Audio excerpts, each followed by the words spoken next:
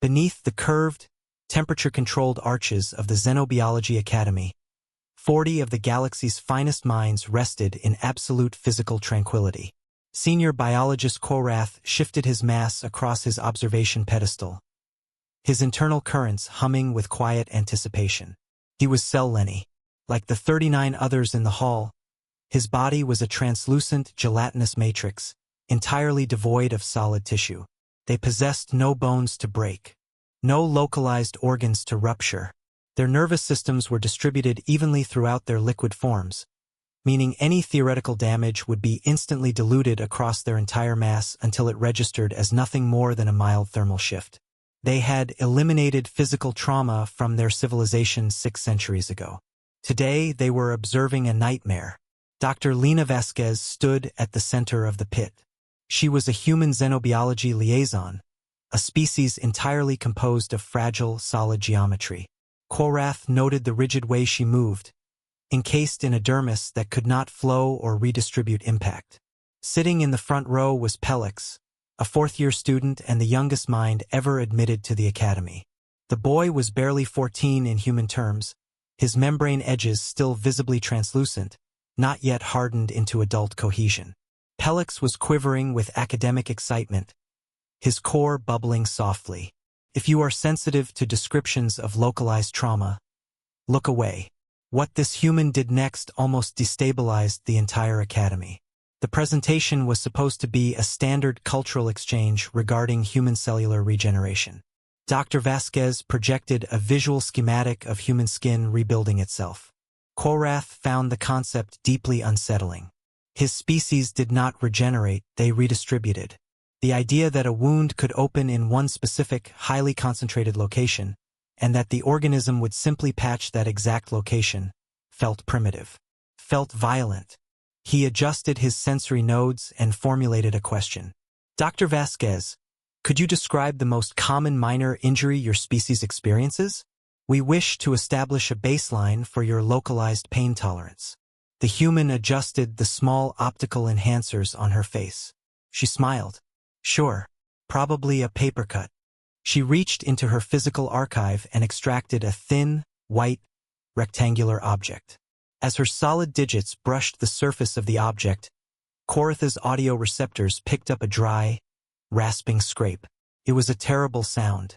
To a species composed entirely of fluid, the auditory signature of pure, fibrous friction was inherently wrong. It lacked moisture. It lacked give. This thing right here, Dr. Vasquez said, holding the edge of the primitive writing surface toward the audience, can cut human skin open. 40 pairs of Seleni sensory nodes locked onto the white rectangle. Dr. Vasquez rotated the object to demonstrate the edge profile. Then her solid geometry failed her.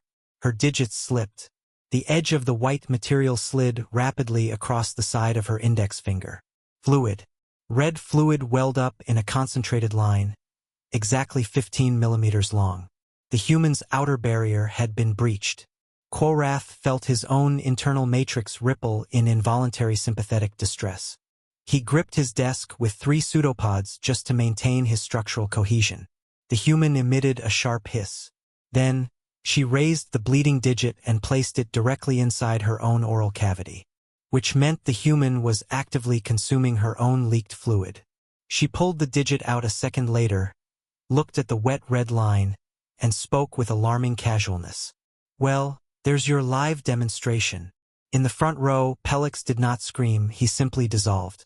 The young student's immature distributed nervous system processed the visual trauma with zero adult dampening, his physical form losing all structural cohesion as he pooled onto the sterile floor of the lecture hall.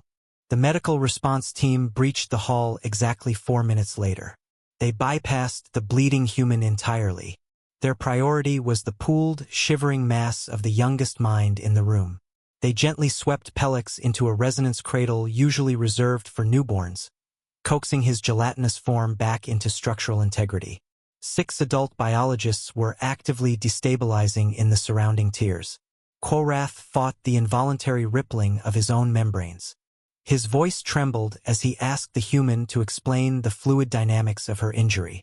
Dr. Vasquez stood under the emergency lights, completely unbothered. She explained that her internal systems were already deploying a 12-step coagulation cascade, where platelets formed a temporary plug and fibrin created a mesh to seal the breach. "You will simply wait for your physical form to repair a blade wound?" Korath asked. "It's a paper cut. I'll forget about it in an hour." Dean Morithi arrived as Pelix was moved to the observation bay. The child was stable, but Morithi's core pulsed with deep concern over permanent neural impressions. Then, Dr. Vasquez opened her medical kit. The remaining Seleni gathered around the small box of horrors. She casually displayed chemical wound cleaners and miniature extraction tools. And then, she revealed the surgical suture. A needle and thread. She explained that humans routinely drove metal through their own living tissue to manually bind severed flesh, often in their own dwellings without chemical numbing. 3 senior biologists requested immediate psychological leave. Morithi approved them on the spot. Korath cornered her in the corridor afterward. He was still rippling. "Dr. Vasquez, I have catalogued 11,000 forms of biological damage response. Nothing has disturbed me like watching you put an open wound in your intake valve and dismiss it." She peeled the backing off a standard adhesive bandage. A piece of sticky plastic. She pressed it over the 15mm breach, sealing the horror away. "Korath, this isn't even in our top 50 most painful experiences. We have a scale. This one doesn't make the list." The Academy immediately suspended all human presentations for 6 months and instituted a mandatory 40-minute psychological fortification briefing for all staff. 3 weeks later, Korath published his findings. The data was devastating. The humans were casually handling objects sharper than the galaxy's finest medical equipment, sustaining over 300 of these specific microlacerations per lifetime with zero medical intervention, treating the resulting tissue damage as an inconvenience rather than a structural crisis.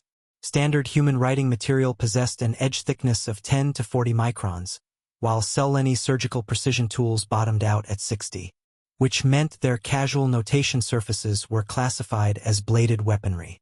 He presented the human pain scale to the interspecies medical conference, noting the papercut registered at a mere 2 out of 10. When a Corvin delegate asked to see what a 10 looked like, Korath obliged. The conference was suspended for the day. 8 months later, Korath greeted her with an edgeless Seleni tablet. Pelix had fully recovered and chosen a new specialization: human biology. Inside the hazardous materials archive, the lethal sheet of human paper sat sealed behind containment glass. Pinned right beside it was the young student's first research paper, printed safely on smooth, synthetic membrane.